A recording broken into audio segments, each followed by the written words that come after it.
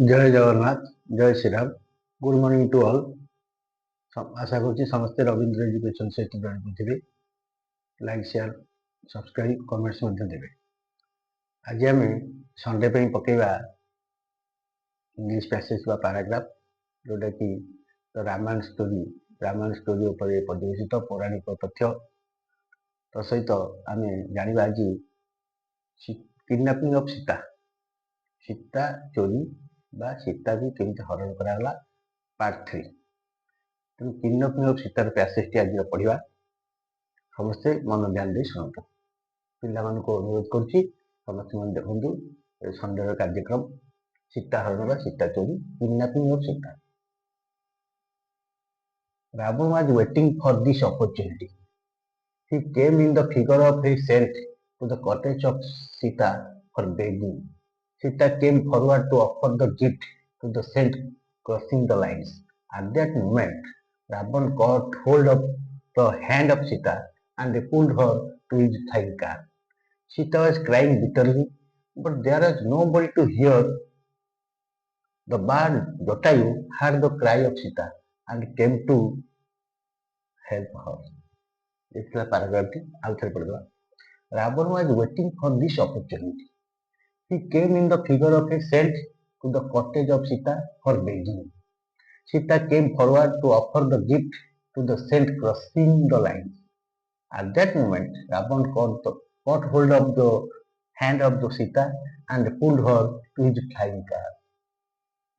Sita was crying bitterly, but there was nobody to hear the cry. The bird Jatayu heard the cry of Sita and came to help her. इतना paragraph थी। Ravan was waiting, Ravan अपेक्षा करता for this opportunity, यही सुযোগ যেতবে Marich जाइकि golden हरिण रूप स्वर्ण हरिण रूप बुलाबुली कला से राम कहला धरिक दियो।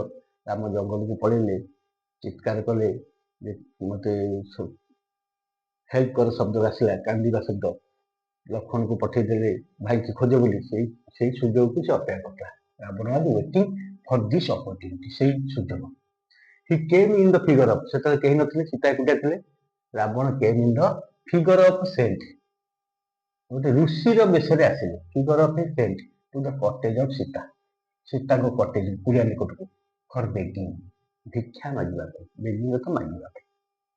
Sita came forward to offer the gift to the saint, crossing the line. Sita came forward, Sita आगे आसिले, घर भीतर कुटीर भीतर आगे आसिले to offer the gift, gift दवाई जहाँ तार पाखे फलमूल सब थी, to gift offer the gift to the saint, ऋषि दवाई। Crossing the line, line cross करके आसिले, तीन टा लाइन टाणी Lakshman not to cross the line, से क्रॉस करके आसिले बाध्य। एट दैट मोमेंट, से समय रावण कट होल्ड, रावण धरी पकेला of the hand of Sita, Sita हाथ, एंड पुल्ड हर, टाणी आनला टू हिज फ्लाइंग कार, उड़ंता कार को। रावण से रथ थिला, कहते उड़ंता रथ बा कार, से नहीं आसला। तो रावण से जमा पड़ी हेलिकप्टर व्यवहार जानता कि भी तथ्य मिलूँ रावण गोटे पहाड़ उपर बहुत चटका जगह था जोटा कि सेठी लैंडिंग कर flying car. Sita was crying bitterly, Sita कांदुथिले,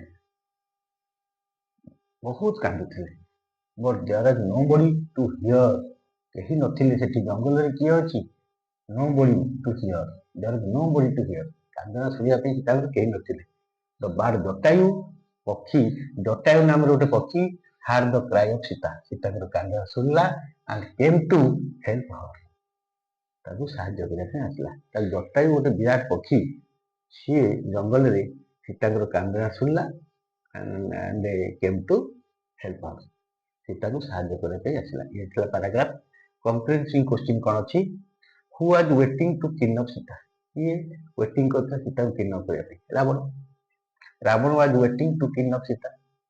in which figure did Ravan come, Ravan क्यों फिगर आसला, Ravan came in the figure of a saint, गोटे ऋषिर फिगर रे आसला। What did Ravan tell Sita, Ravan Sita को कौन कहला, Ravan begging Rama, came in the figure of a saint and a beg to Sita. भिक्षा मांगिला. Why did Sita come forward? कहीं सीता आगे पछले. Sita came forward to offer the gift to the saint. What did Ravan do then? Ravan तापर कौन कला? Then Ravan caught hold of the hand of Sita and pulled her to his side. हाथ धरी पकेला car को टाणी नेगला. तुरंत car को टाणी नेगला. Was Sita crying? Sita कांदले. Yes, Sita was crying bitterly. Sita कांदले. Who heard the cry of Sita? किए कांदना सुनतला?